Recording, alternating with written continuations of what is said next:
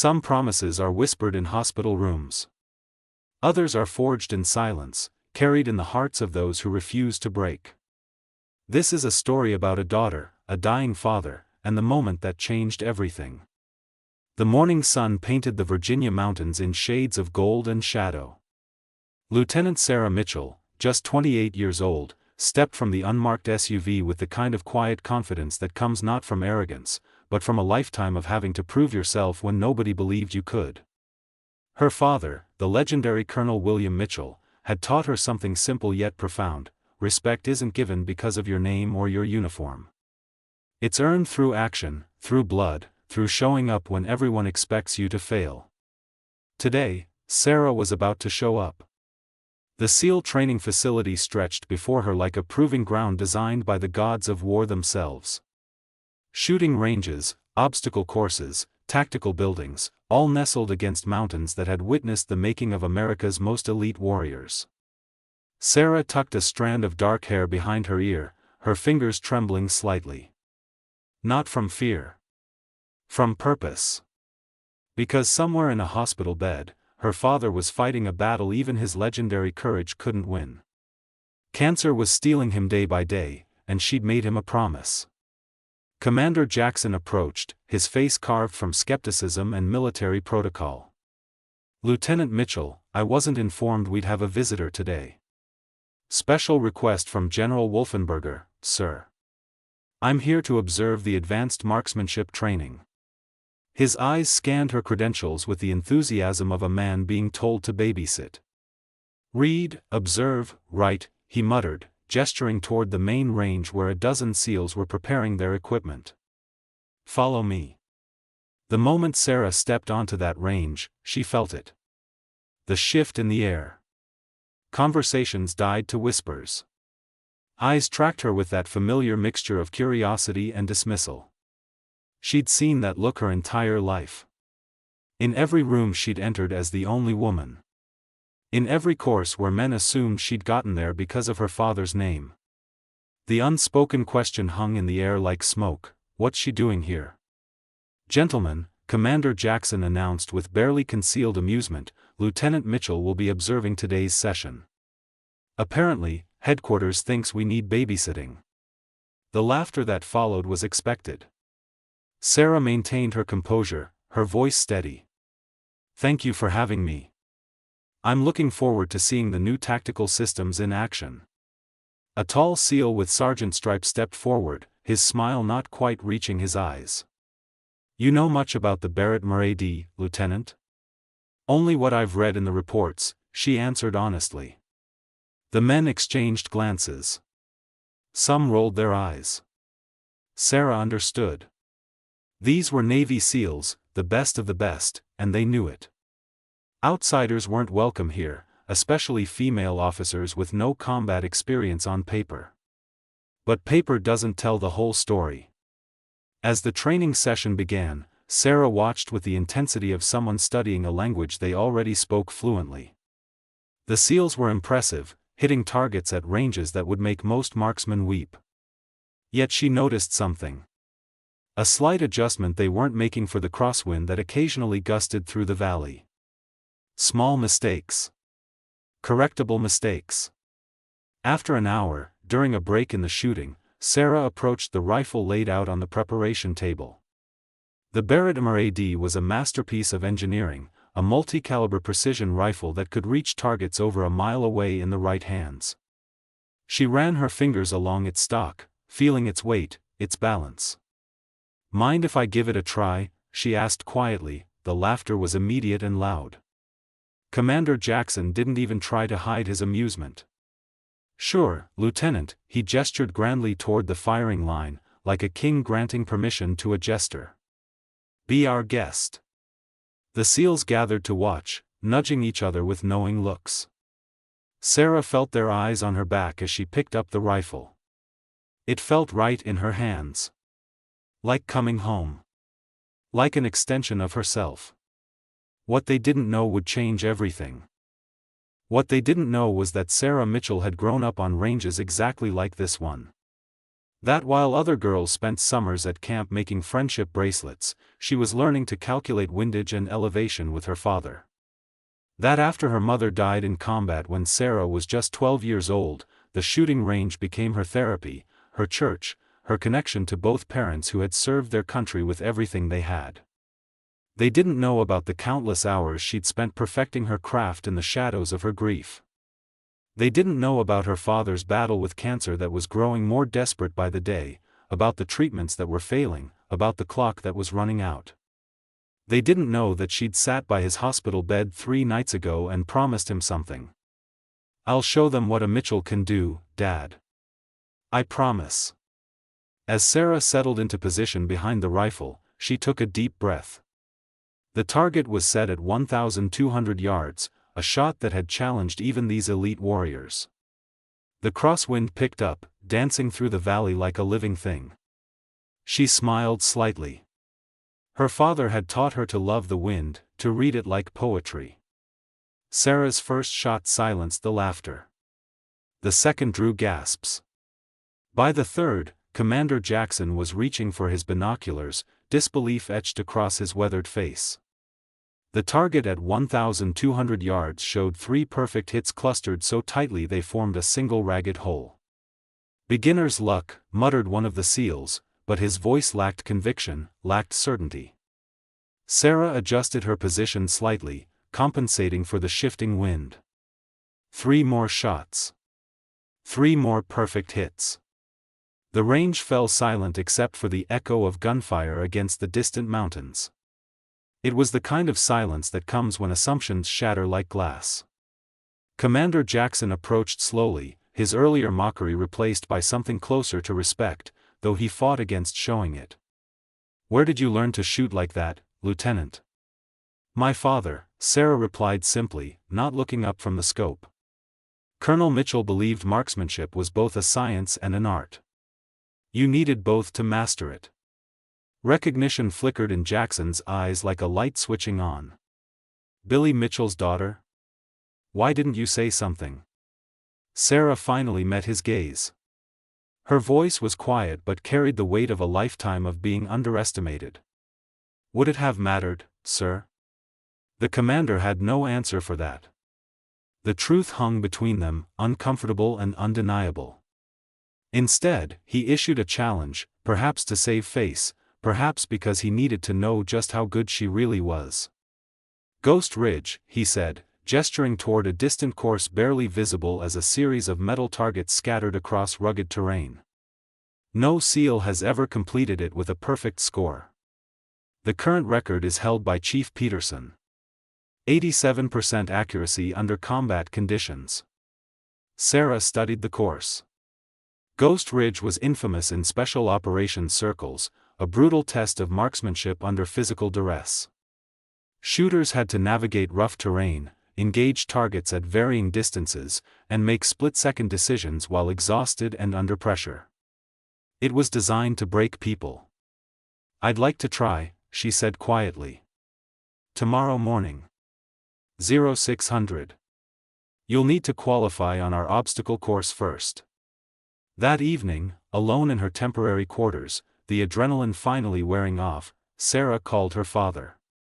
Colonel Mitchell's voice was weaker than the last time they'd spoken, the cancer stealing his strength bit by bit, but not his spirit. Never his spirit.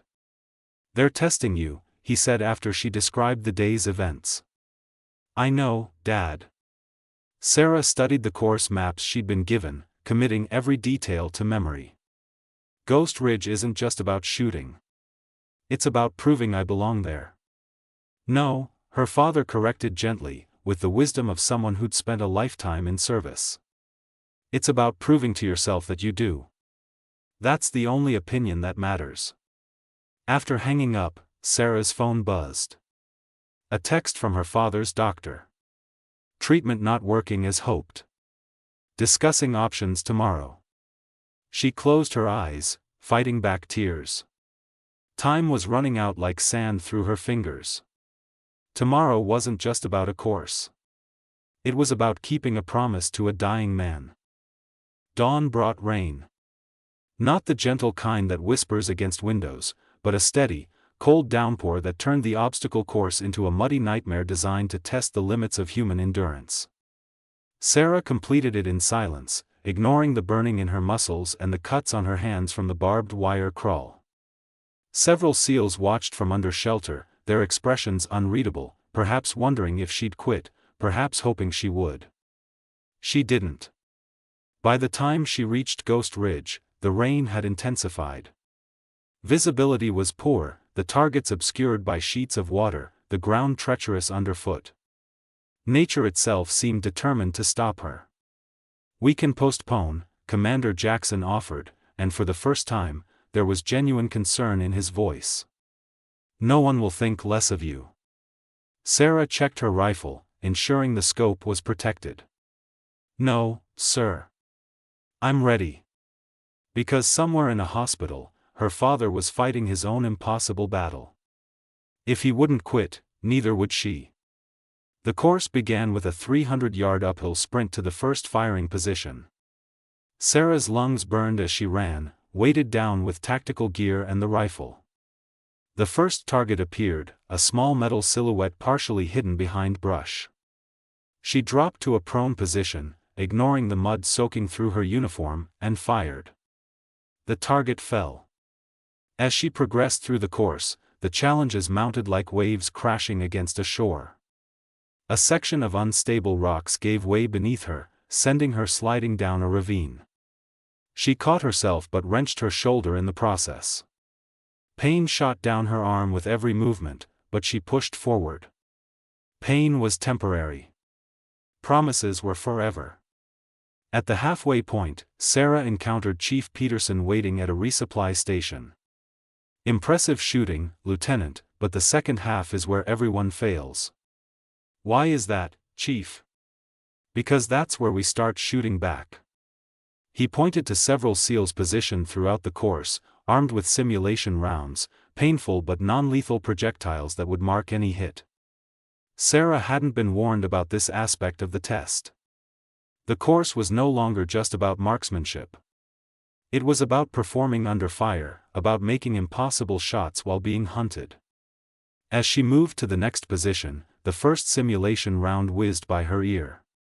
Another struck the ground inches from her boot. She rolled into cover, heart pounding, the pain in her shoulder momentarily forgotten. Her father's voice echoed in her mind like a guiding star: "When everything goes wrong, that's when you find out who you really are." The final section of Ghost Ridge loomed before her. A series of elevated platforms connected by narrow beams, each requiring precision shots at targets that appeared randomly for mere seconds.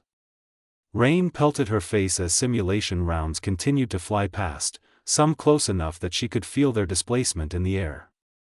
Her shoulder throbbed with each movement, but Sarah found a rhythm.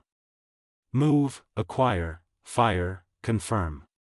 The SEALs pursuing her were professionals, trained hunters. But she'd spent a lifetime learning to disappear into her surroundings, becoming part of the landscape rather than an intruder upon it. At the highest platform, a full 80 feet above the muddy ground, Sarah faced the most challenging shot of the course.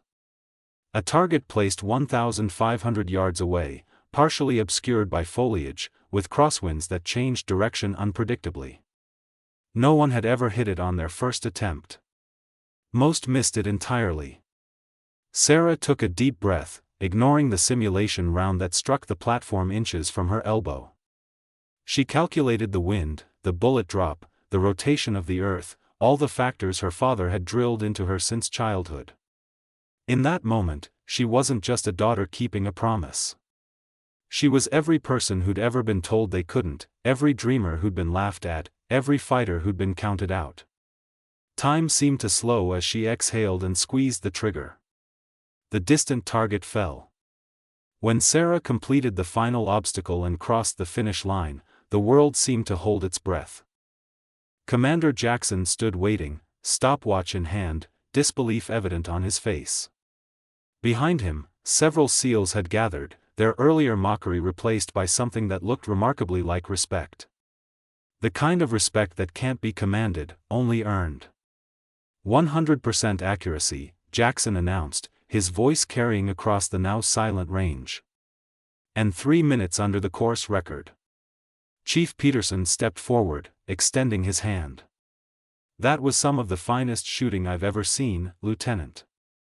Your father would be proud. Sarah accepted his handshake, too exhausted to speak, the mention of her father bringing a tightness to her throat. Her phone vibrated in her pocket, another message from the doctor, but she couldn't bring herself to look at it yet. Some truths you're not ready to face. That evening, as Sarah packed her gear, Commander Jackson appeared at her door. We received a call from headquarters, he said without preamble. There's a situation developing overseas. A team of intelligence officers is trapped behind enemy lines, including Admiral Hokran's son.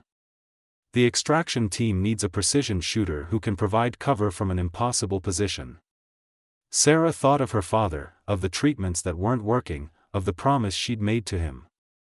She thought about going home, about being by his bedside. Then she thought about what he'd taught her, that service means showing up even when it's hard, especially when it's hard. When do we leave? She asked. Wheels up in 30, if you're coming.